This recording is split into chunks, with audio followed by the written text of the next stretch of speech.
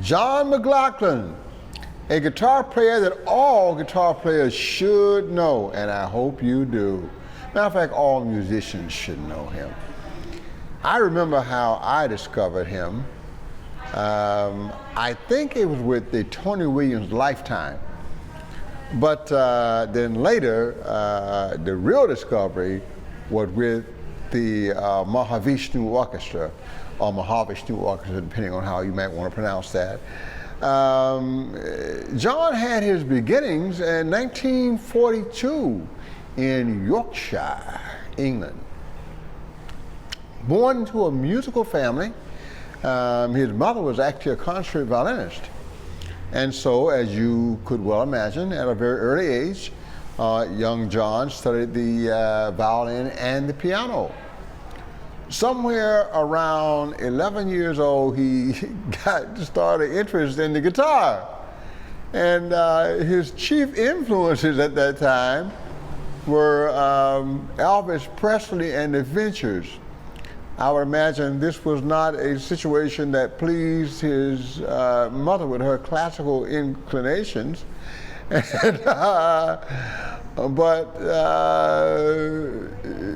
for John, it was a done deal. The guitar was what he was going to do from that point on. He never forgot his classical training on the violin and piano, and he continued that, but his focus was that guitar. By the early 60s, Yorkshire is just too small and country for him. And so he moves to London and gets involved in the scene, and quite a scene it is. Yeah, a lot of guys are there trying to figure out what they're going to be doing next.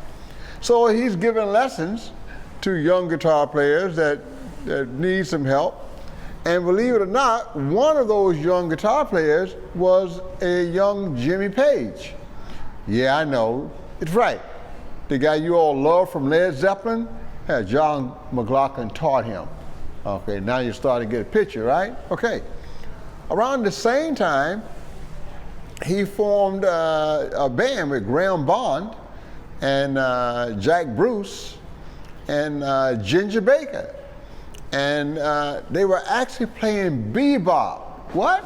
Yeah, Jack Bruce was playing jazz, and so was Ginger Baker. And of course, obviously, so was John McLaughlin and Graham Bond, playing a little bebop, a little R&B maybe, you know what I mean? But with a combination of jazz and, a little R&B, a little blues.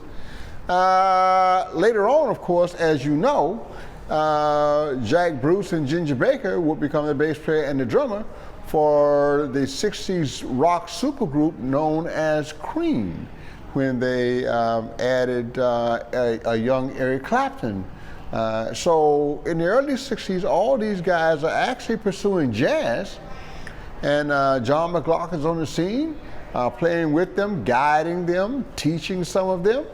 And little did you know that pretty soon they're going to be rock stars. At any rate, but not John. You see, John was on another trajectory. Somehow he was going through some drug dependencies as well, near the late 60s, and decided he needed to get out of England because sometimes home is where the hatred is. So he decided to come to America, and he joined a group with one of Miles Davis's musicians, Tony Williams, young Tony Williams, on drums. And they started a trio with Larry Young called the Tony Williams Lifetime. Very experimental group, very heavy energy group, very electric group, and one of the early fusion groups, just like Mahavishnu Orchestra later, and Weather Report, and Return Forever, and Headhunters, and all the other groups of that era, the Flock. At any rate, as Miles Davis is always on the hunt, as soon as Miles heard John playing with Tony's band,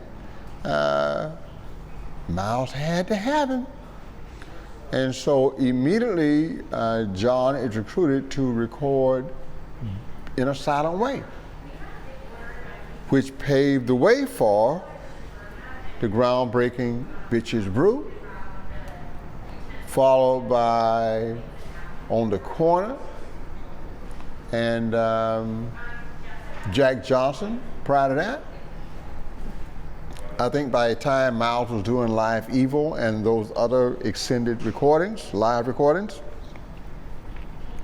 John had already moved on to form his supergroup with Billy Cobham, Jan Hammer, Rick Gregg, I believe, and Jerry Goodman on violin.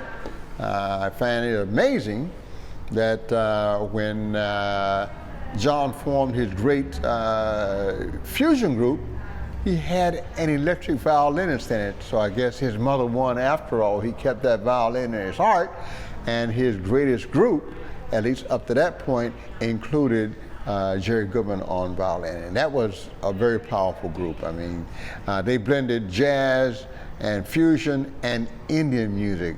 A lot of stuff with mixed meters and hemiola and Eastern scales and extended improvisations, etc. Just a major, major supergroup of that era, and quite electric, if I can say the least about them. A lot of other projects recorded with Buddy Miles and Larry Young and another electric group, but he also kept pursuing acoustic music in the form of the acoustic guitar, and in that light he recorded flamenco music, classical guitar music, jazz on the electric guitar as well, music that has been influenced by Indian tradition. He recorded with some of the greatest guitarists of the era, Larry Coryell and Al Di Meola come to mind. So he was also pursuing the hard electric on one side, but then the very soft, introspective, acoustic work on the other side. Once again, he did have a classical background, so he did compose extended pieces that were recorded and performed by, I think, the Philadelphia Orchestra and the LA Symphony. So John is quite a serious musician. As late as 2018, he recorded a solo album live at Ronnie Scott's. Ronnie Scott's is very famous, the most famous jazz club in London. I hope that I will do a report on that one at some time. Ronnie Scott's is big club. Live at Ronnie Scott's 2018, and he won a Grammy that year for the best improvised jazz solo of all time. And he would have been like 76, 77 at that time. So he's still burning, baby. He's approaching 80 and he is still burning, both on the electric guitar and on the acoustic guitar. He's still doing world music, still doing jazz, still doing classics, still doing fusion, still doing everything that is music. And he has been on the scene since the early 60s. You need to go out and listen to Mr. John McLaughlin.